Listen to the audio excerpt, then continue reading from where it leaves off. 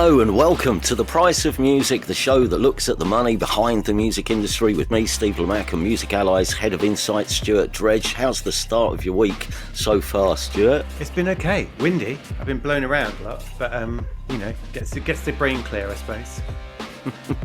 I tell you, I went out last night I met up with Lawrence Bell, who runs Domino Records, and I'd said to him, we'll meet in this pub, which is a pub around the corner from the BBC, where I've been going for years and years. And I said in my email to him, I think we've met in this pub before. Anyway, we met up and he said, you do realise we have been in here countless times. You didn't have to send us directions. Right? I know exactly where it is. And it's at that point that I remembered that one of the nights that we'd met up in this particular pub was the night. So this was the story. So he turned up slightly late at the pub that night because he'd just got back from Sheffield, and he was telling us because he'd found this band that he really, really liked and was really excited by their music, and had phoned up the manager because they were unsigned at the time, saying, what's happening? And the manager said, well, you're a bit late because we've narrowed it down really to I think there were a couple of record labels, or they were very close to signing to one of them. But Lawrence still went up, and I think they played a gig, and he went up, saw the gig. But he got to meet the bands, and he chatted to the band for a bit. Anyway, so he got on the train back from Sheffield, arrives back at the station in London, comes straight to meet us in the pub. And I guess we'd have been there about an hour and a half, maybe, probably into our second drink, when the manager phoned up and said, well, that went pretty well, didn't it? Would you like to come back tomorrow? So he went back to Sheffield on the train the following day, met the band again. They went out for pizza, and the band said, well, we'd like to sign to you. And I think he was a little bit flabbergasted. I mean, but overjoyed. And that's how the story of Domino Records changes within 36 hours, because that's when he signed the Arctic Monkeys. Wow. And he reminded me of that story last night. We were saying how just thinking about some of the pivotal moments in music industry history, and how some things happen just so quickly, just almost overnight. But anyway, enough of my anecdotes, because we have a lot of news stories to squeeze into this episode, including funding for new live music promoters, some record-breaking rights revenue, Record Store Day on Saturday, and a big industry takeover which is apparently off. But to start, have you seen this? Secondary ticketing firm StubHub are planning to float on the stock market. Yeah, so this is one of those stories that isn't going to be to everybody's liking, I think, in the industry, because secondary ticketing is it gets people's hackles up, doesn't it? And StubHub is one of the biggest players, and so the thought of one of the biggest players making loads of money from floating on the stock market is going to grind some people's gears. But yeah, so StubHub, it's been around for a long time. Like it used to be owned by eBay, strangely enough. In 2007, eBay bought it for $310 million. And then in 2020, its original co-founder, this guy called Eric Baker, who'd been kicked out. And then he went on to found Viagogo, which is the really controversial second ticketing company. Yeah. He bought it back for $4 billion. And I was actually, when I was writing about this news story the other day, I looked back and there was some really interesting coverage of that deal. Because it happened in February 2020, which was literally as the live industry was about to shut down because of COVID. Yeah. And I can't remember, was it Forbes or Fortune? There's an article that basically the headline is "Worst Deal Ever," and it was saying he'd been completely done like a kipper because the live industry was now collapsing.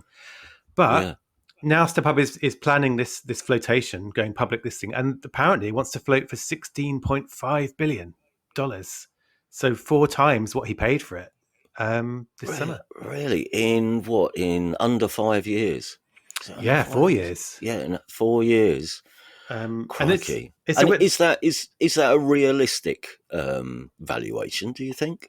So the report said that this is I think it was valued that a couple of years ago, maybe when it was raising private finance. So it's a valuation they've been given by investment companies, and so they're hoping that will that's what they'll get when they go public. And I think the thing is, it's going to be one of those stories that within the music industry, people who don't like some of these big second ticketing platforms will be saying, hang on a minute, like in that 4 year period, like a lot of people are struggling in the live music industry. We've talked about it a lot, haven't we? Like everything from venues to artists have been struggling with live. And yet this company that is, I guess, controversial is the polite way of putting it, has quadrupled in valuation. So there is something, it won't sit right with some people. But clearly the investors are quite excited about secondary ticketing. And it's one of those things where, I don't know, they've been growing and growing and they want to go public. But the other thing I was looking at was there could be some problems coming for it in the UK.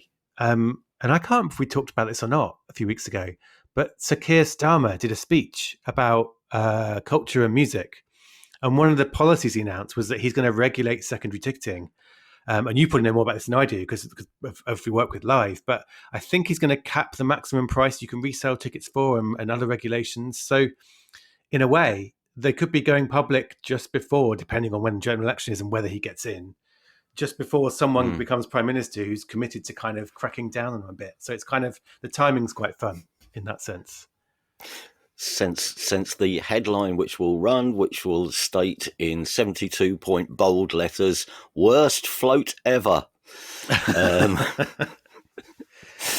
Trent Reznor from Nine Inch Nails is back with a new record and has been doing the rounds, doing some interviews. Amongst the interesting quotes, though, picked out from one of them, Trent Reznor apparently has said that streaming has, I'm quoting here, mortally wounded some artists. So I presume he's one of the musicians who claims he's been left prone on the digital battlefield, is he then? Is that what he's saying? Well, it's kind of a weird one. Because like Trent Reznor is obviously Trent Reznor, Nine Inch Nails, fame, and he's a famous soundtrack composer now as well.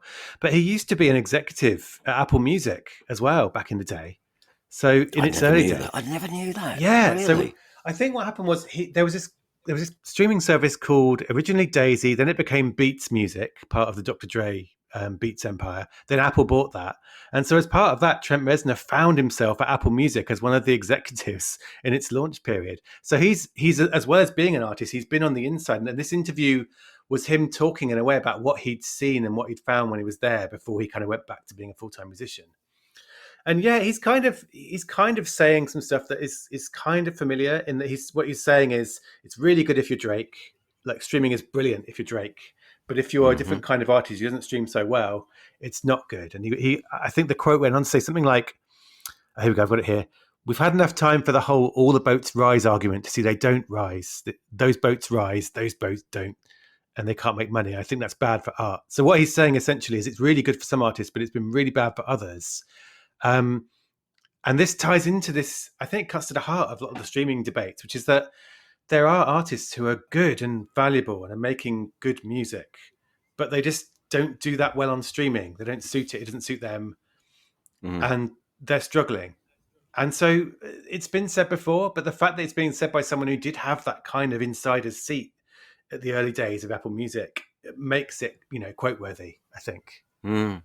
And do you think that there's the attitudes among musicians towards streaming, do they vary between age groups? Do you think that there's a certain group of musicians who are very much I remember the good old days they were, of the industry, and their outlook is slightly different. The people who were there making music before all these sweeping digital changes is different to people who have now entered the music industry in its current form. Yeah, maybe so. Like, I think it's weird in a way though, because the artists who remember before streaming are also the ones who often had terrible deals, and they're now talking about how terrible their label deals were. So there were problems about it. So it wasn't all rosy, I think. But yeah, I think if you're born, if you come up into this world, you maybe just accept it. This is how it is. And I mean, we talk about it at Music Hello a lot because we do a lot of the kind of how do you make money from music stuff. And I think as an artist, there are and someone once did a piece about this saying there's 59 ways to make money from music beyond streaming, which is everything from merch tickets, all that sort of stuff, through to metaverse stuff and these, weird wibbly things. So I think you have to hustle a lot. And I think maybe some young artists come in and go, right, I'm just going to have to get on with it. I make this much from streaming, but I'll use it as a platform. And I think you're right. I think some artists do it's having to adapt to things that have changed, and some artists have done that really well, I think. Like, so it's not like if you're an artist of a certain age, you're going to be automatically on the sidelines moaning about it. Some of them have rolled up their sleeves and got on with it as well, found it interesting. But yeah, I think it is. I think it just gets to the heart of streaming. I think how many streams you get, it shouldn't be the only metric of how valuable you are, if that makes sense. I think, and so I think we do need to protect some of the artists that are like them. Making music is a good thing for the world, even if they don't get 10 billion streams. And I think that's what Trent Reznor is talking about when he says like bad for art. Like you don't just need art that's massively popular. You need artists to be able to survive who are making, good important stuff as well. So yeah, it's kind of interesting. But I don't know what. I mean, he's been in that world, and he I think he kind of said, I couldn't. I think he mentioned something about the politics of that world. Like, he was in there, he couldn't change it. So there's not any real solutions coming out of his interview. It's more that he's pointing out the problem, like a lot of other people have, I guess. As wounded as he is, he might be heartened by this, though. The UK government is being urged to change the law so that musicians can be paid more fairly in the streaming age. I think this is coming out of it's a report coming out of another of those government select committees, I think, isn't it? It is, yeah, the same one actually that held the inquiry into the music streaming that created so many headlines. And they've kind of, since they published their original report, they've followed it up a couple of times and given updates. And their updates are usually saying, why isn't anything happening that we asked to happen? So yeah, they've got their new report. It's on, and it's one. They keep using this bloody word, and I can't say it properly. Remuneration. It's a really hard. It's one of those words that I struggle with. But it's about how musicians make money, basically, and it suggested a few things they'd like to see. And one of them's a blast in the past. It's a private copying scheme, which is something that's happened in some other European countries, and it's like a levy, a tax on. And the quote is blank media and or electronic devices. So it's kind of from the days when you would put a levy on blank cassette tapes because they were being used to copy music, and then that money would be given to the music industry. But more relevant to today is electronic devices. So in theory, it could be like a small percentage of every sale of a smartphone, a smart speaker, anything you play music on digitally could go into a fund that then benefits musicians in some way. And that happens in, I think it's France and Germany. Like other countries have done this, but we haven't. So that's one of the ideas. They want the government to bring in laws to protect musicians in the context of AI stuff. So making sure they have to give their consent and be fairly paid if the music is used to train AI models. And the committee is quite cross that the government hasn't done anything about that. It wants the government to consult. It says consult with fans, music makers, and other stakeholders, which means labels and publishers, about an optimal rate for publishing rights. So it kind of wants the government to say, you know what, I think songwriters should get a bigger share of the streaming pie, which is kind of interesting because that's something that the music industry has controlled, and it's saying. And then there's a big mighty old hoo-ha about. So last year, the government set up this working group on creator remuneration. So it was basically people get everyone in a room, talk out the issues, decide what we can do. It was kind of its follow-on to the inquiry. It said we should change things. And there's a big complaint, which basically is there's lots of labels and publishers and industry bodies in this group. And there's only a few people representing musicians, and there's none representing producers. And so the committee was really cross about it, saying, look, come on, if you're going to talk about remunerating creators, you need more creators in the room. So it's kind of a few things. It's a few suggestions. It's a complaint. And the problem, well, not the problem with it, but the challenge for this is it's all like the government should do X, Y, and Z, but the government may not be around much longer, depending on when the general election is. Like a lot of our stories are going to involve this. Like we don't know who's going to be in charge in the next sort of 12 months. So depending on what happens with the general election and who's in power, this will be in their entry of like, here's things you can do to pay musicians more fairly, I suppose. So we have to wait and see, I guess. And so what's the response been from the music industry then after this report, the update of the report? Yeah, well, there were two main responses. So the Council of Music Makers, which is the umbrella body representing all the different bodies that represent musicians. It's a very tangled nest, like a Russian dolls.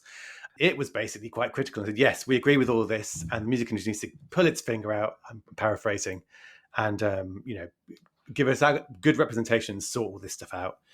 And then the BPI, which represents the labels, kind of put out a statement saying, we're disappointed that they haven't recognised the value labels bring, so and so on. But we're pleased they think AI needs to be regulated because we agree with that. So kind of everyone said what you'd expect them to say, and all this stuff continues.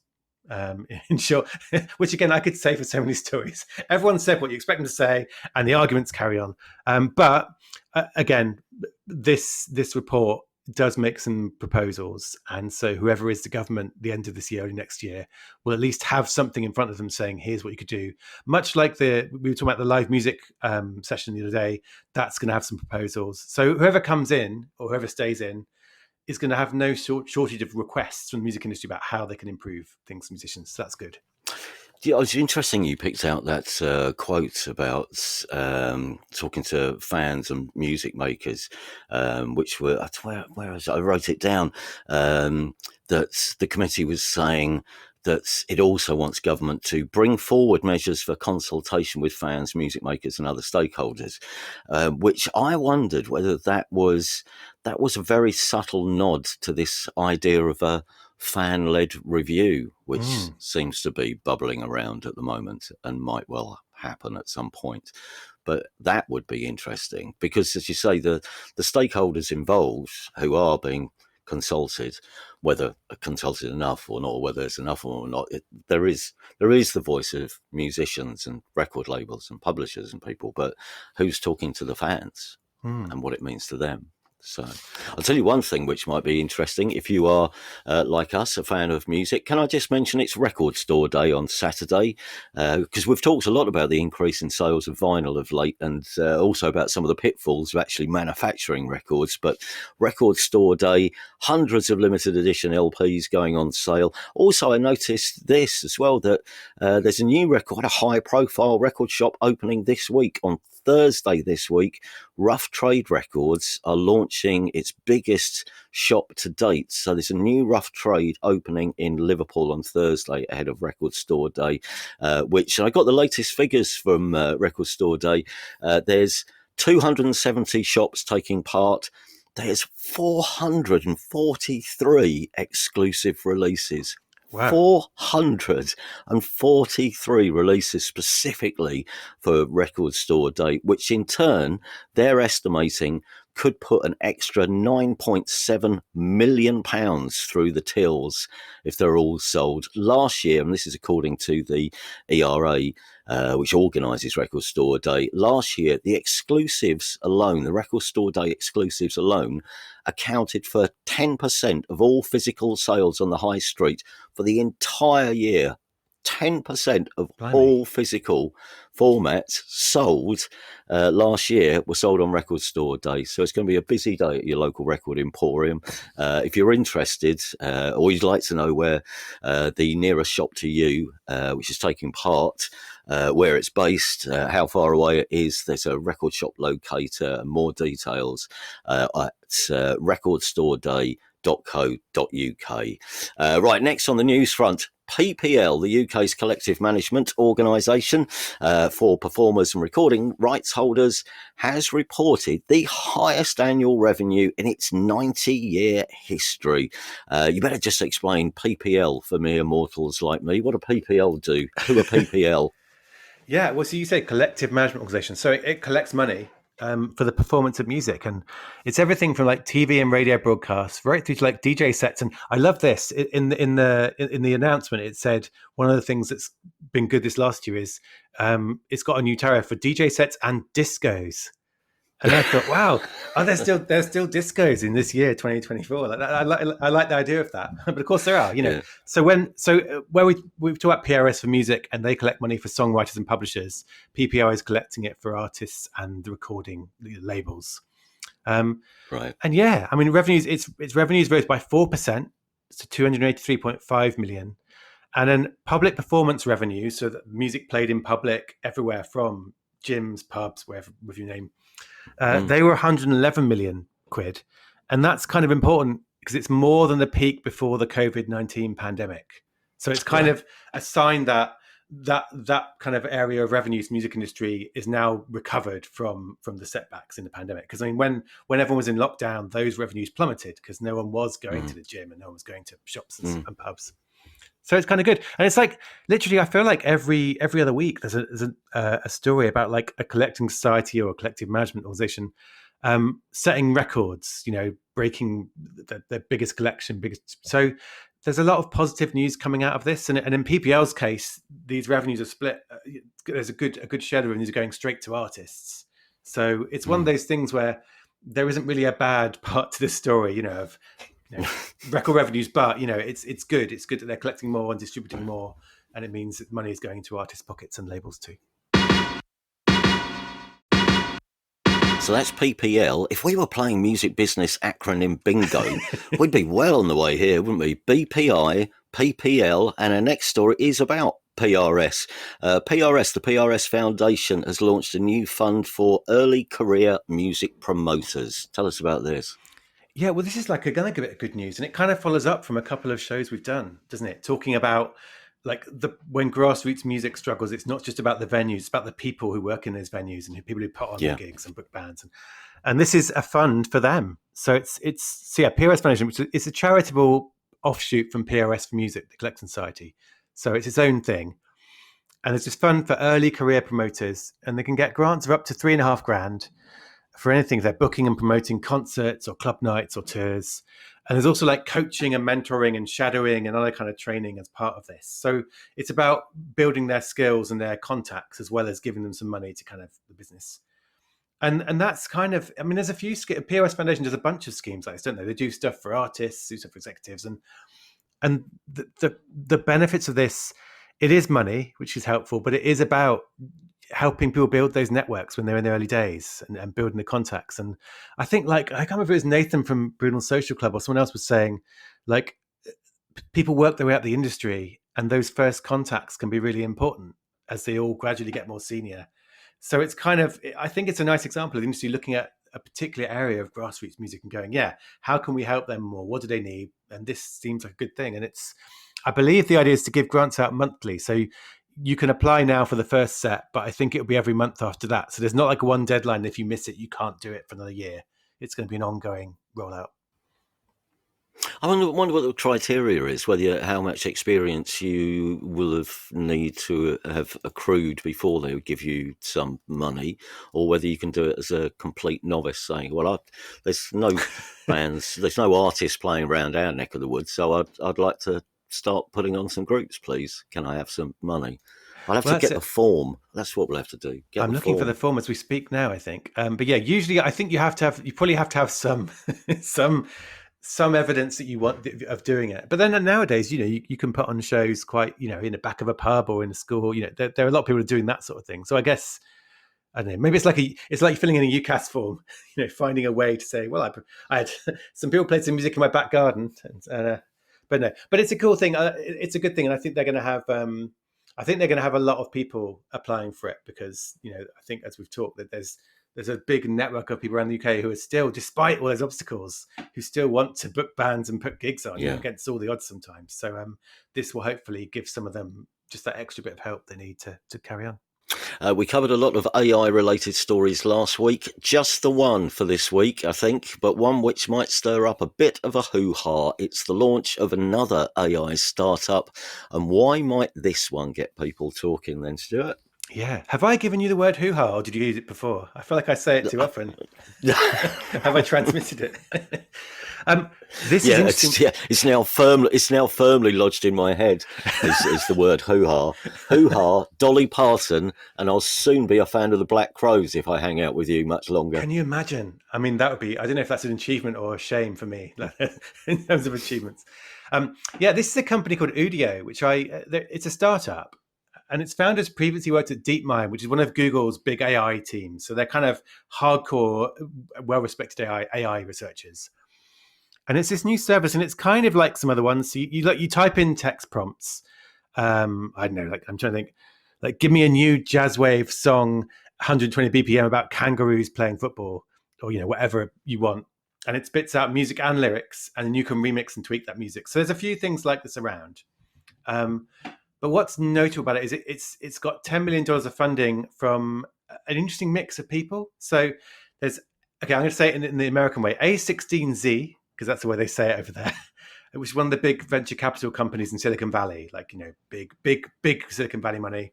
But also Will I Am of the Black Eyed Peas, who is, he's kind of a startup-y person. He's invested in things and founded things. Common, the rapper. United Masters, which is a music distributor. And then this guy, Mike Krieger, who's the co-founder of Instagram.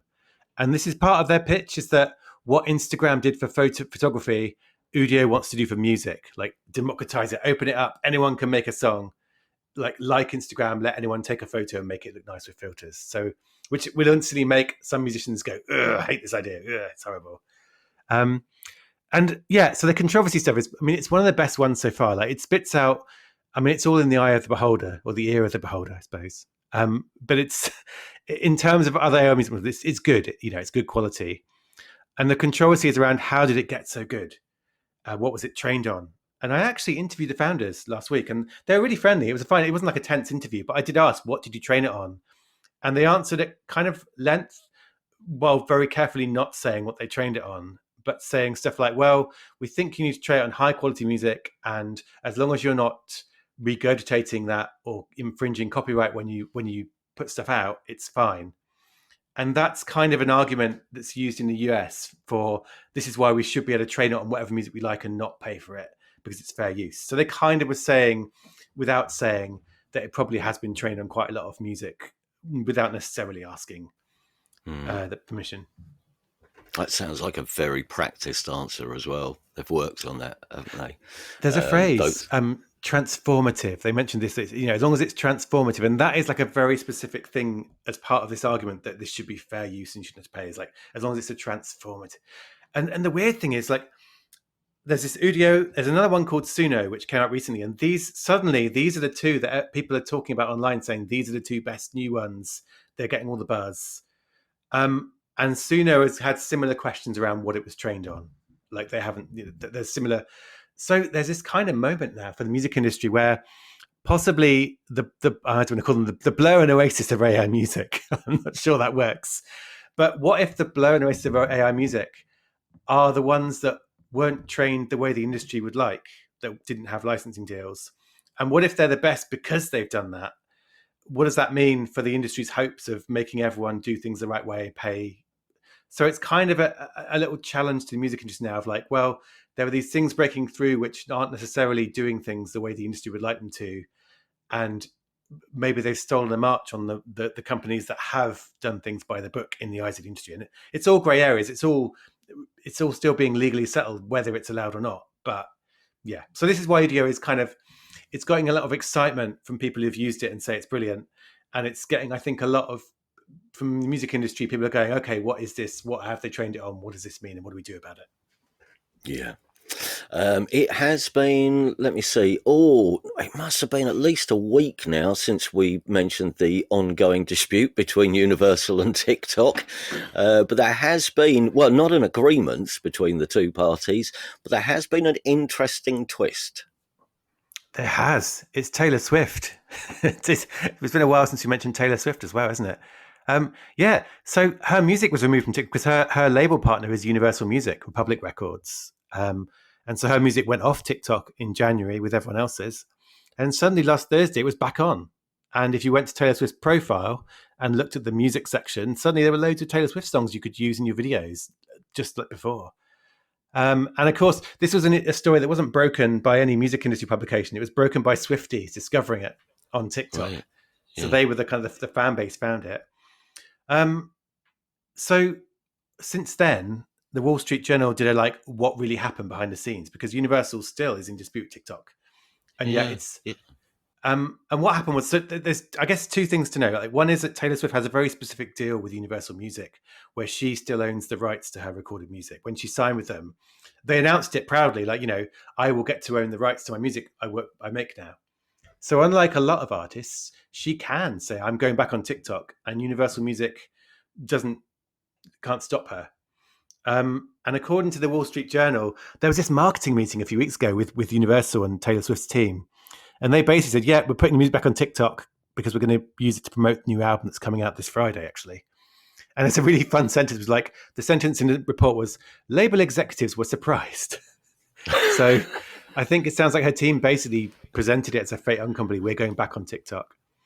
Right. And you can't stop us because look at our contract. So we can do what we want. And in fairness, Universal Music signed that contract and they were willing to let her have her rights. So, in a way, they've been not the big bad label in striking that kind of a deal. But yeah, so we talked last week, didn't we, about Impala, the indie label's body, and they were said them supporting Universal was a blow to TikTok. But this is like, it's maybe not a blow to Universal Music as such, but it's a boost to TikTok. It's weird because Taylor Swift as well, she's never been shy about criticizing streaming services. Like, she took her music off Spotify back in the day and was really, really kind of blunt about it in public. And she sort of challenged Apple Music when it wasn't going to pay royalties for its trial period when it launched. So she's always been very much like, if I don't think something's fair, I'll say it. And yet here we are with Universal saying TikTok doesn't play fairly, but Taylor Swift is back on it. So it's fun in that sense. I mean, someone's done the maths probably somewhere, haven't they, and worked out what do we get more out of it by. We might only get pennies, but our pennies, that's a lot of pennies. And also we need the profile. So we're willing to, for however long, go along with this and put the songs back on TikTok. And it is, the album comes out on Friday, the Tortured Poets Department, and it would have been planned for months, and TikTok will have been a big part of the plan. And clearly our team have been like, well, actually, there's no reason we don't have to keep making it that. And so, it doesn't really change anything for Universal. This Wall Street Journal report said that TikTok has tried a couple of times to restart negotiations, but nothing's happened yet. So, it's in the same position, really, that they probably will get around the table at some point. But I do wonder, like, what the other big artists who are on Universal, I wonder if some of them will go, well, hang on a minute, I want to be back on TikTok. And although I haven't got a deal that lets me do it without you saying I can, I wonder if it's going to have a few phone calls from like big artists saying, we would like to do the same thing. So let's figure that out. And that's where maybe the risk for Universal is the cracks start appearing, and it's defiance of TikTok, I suppose. TikTok and Universal. Well, actually, while we're on the subject of ongoing will they, won't they stories, it turns out I think Warners aren't going to buy the big independent firm Believe after all. Can you just remind us about this story or explain very briefly for anyone who may have missed the episode where we talked about this previously? Yeah, sure. So Believe is a French company. It owns TuneCore, which is one of the big distributors of independent music. And it also works with artists like a label itself. So it's like part label, part distributor.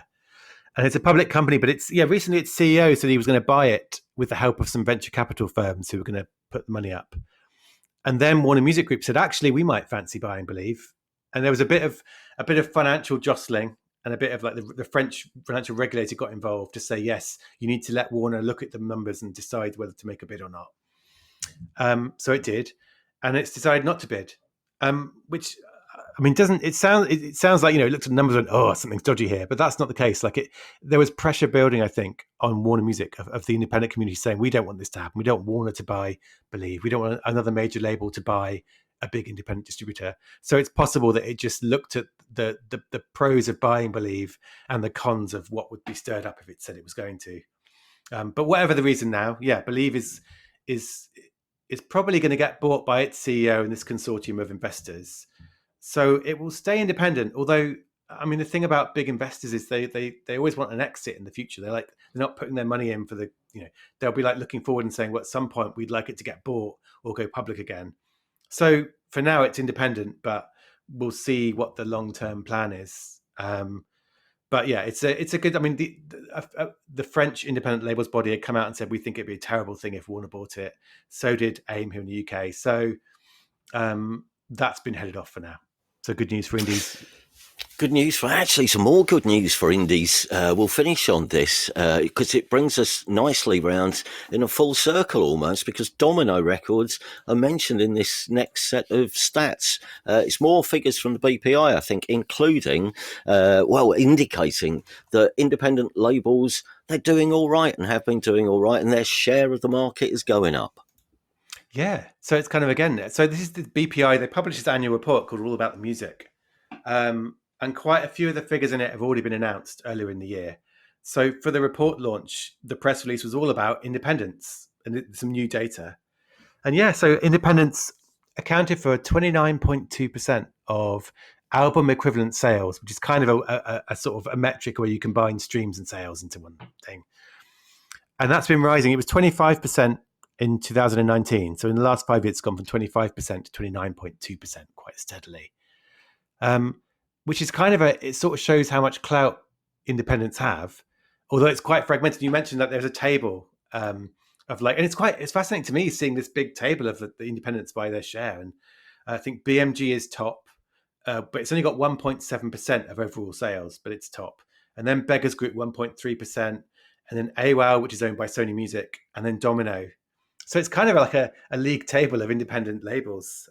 Right down the bottom, there's Human Resources on there, which is the company that Ray releases through. And it had like nothing in 2 previous years and 0.1% last year, which is literally the Ray effect. Right. So it's kind of, it's kind of just, I mean, it's the latest in a few stories, really, isn't it? Showing how in the streaming age, independent music is important.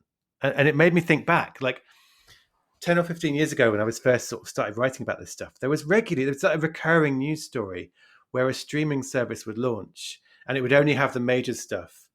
And then Merlin, who represented the indies, would create a fuss in the press going, why haven't they licensed indies? Indies are important too. And I think nowadays you wouldn't do that anymore. You wouldn't dare launch a thing without having all the independent music, because I think all these stats show how popular and important it is, even though it's very fragmented between lots of different labels. So yeah, it's quite...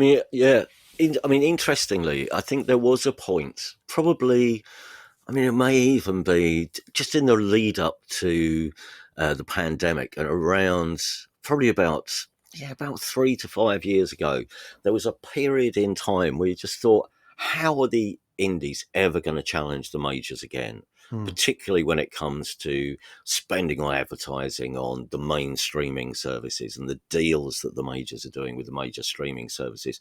How is anyone going to, who's got a record label that started in a bedroom, ever going to get to the stage where they can compete with the likes of any one of the labels in the Universal Group?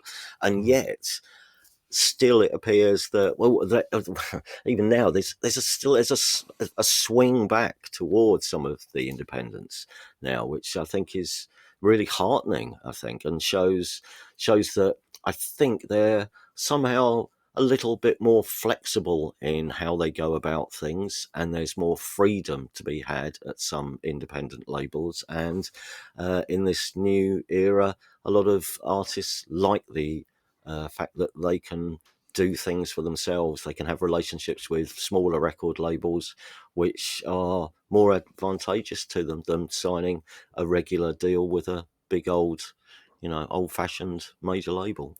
Yeah. And also, it affects a lot of things. Like, so Merlin, again, who go in and negotiate licensing deals for a lot of the indies with like when they go in now, they'll say, right, look how popular indie music, look at our market share. So we'd like the same terms the majors are getting. So these kind of figures are important because they allow you to go in and say we should be treated with a parity to the majors, because together we are. I don't want to do the cynical bit, but there is also a context to this where I think the BPI has a reason to shout about independent music, because part of its argument about the government shouldn't step in and do all kinds of regulations of music is because it's working well. Streaming's working well, the industry's working well. And part of that message is saying it's not just the major labels doing well, look at how the indies are doing. So there is a secondary reason why the BPI would want to shout about this. But at the same time, it is a trend that's real. So it's not made up. It's something worth celebrating, but simultaneously it is part of those arguments about, do things need to change in the streaming economy? And I think within independence, you probably get a lot of views on what needs to change and what doesn't. So, but it's good. I think it's exciting. I think, like you say, like a world where indies struggle would be a sad world. And there's a lot of good music on major labels, but there's so much of the music that's like, not just that I've loved, but like the music that kind of changes things and nudges the industry in a different direction creatively. Like, it comes from that world. So again, in a way, like, I don't know, I might be rambling now, but it feels like something that should be protected, but it sounds like on its own strength, it's doing pretty well as well. It's people are seeking out this music and they're they're finding it. Things better carry on changing, otherwise we'll run out of stories. Then this podcast is finished. So, That's true. As we are for this episode, thank you very much for listening. If you have enjoyed the show, please do subscribe to us in your podcast app and give us a review and a rating if you'd be so kind. And if you have a question for us for one of our specials, or if we can slip in an answer to one of your questions into a regular episode, we'll do that. But any questions, any financial questions about the music industry or anything that's bothering you about the business, email us at this address, Stuart. thepriceofmusicpodcast@gmail.com. I nearly forgot that. We'll rehearse that one for next week. Thanks very much, everyone. Cheerio.